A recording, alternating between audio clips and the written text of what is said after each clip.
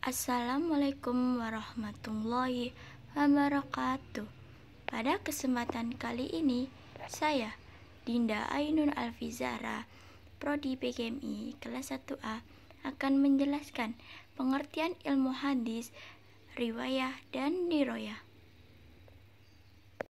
Langsung saja kita masuk dalam pengertian ilmu hadis.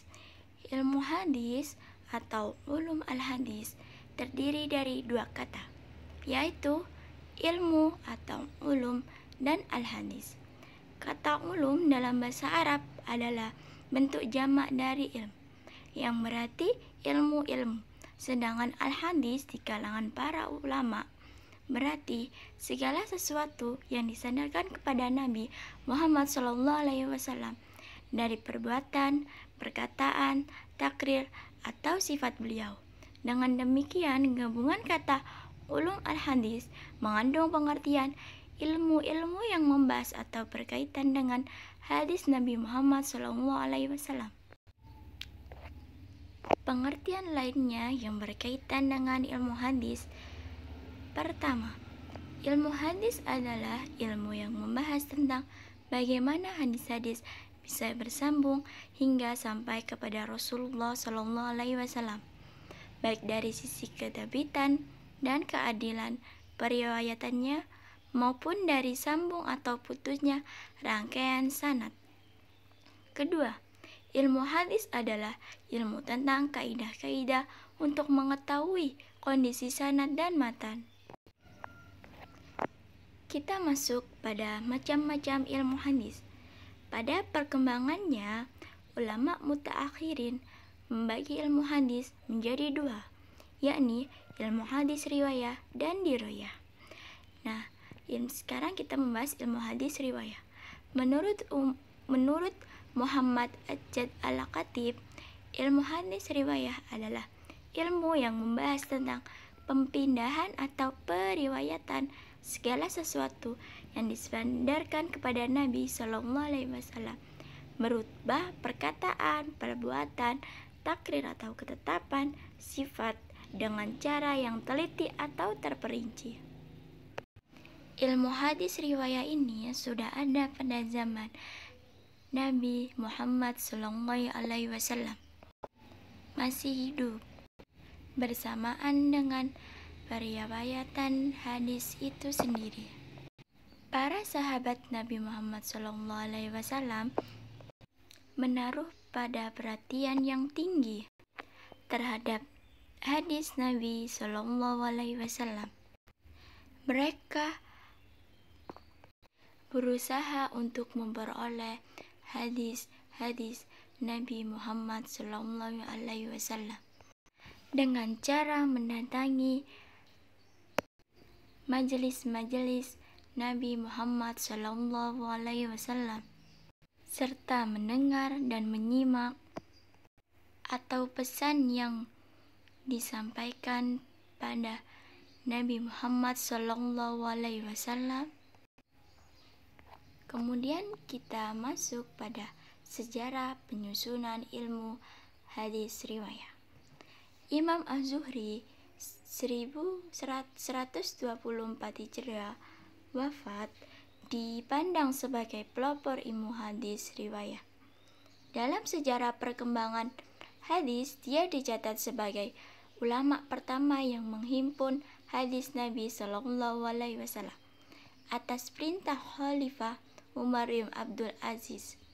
Usaha penghimpunan, penyeleksian, penulisan, dan pembukuan hadis secara besar-besaran terjadi pada abad ke-3 Hijriah yang dilakukan oleh para ulama seperti Imam Bukhari, Imam Muslim, Imam Abu Dawud, Imam At-Tirmidzi, dan lainnya. Kitab-kitab tersebut menjadi rujukan utama para ulama kemudian. Setelah itu, ilmu hadis riwayah tidak banyak lagi berkembang. Baik, pembahasan kedua kita adalah ilmu hadis diroyah.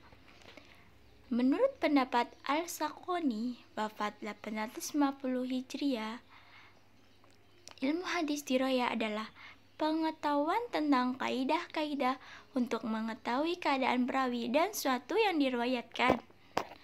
Nah, ada dua objek dari ilmu hadis diroyah, yaitu sanad dan matan.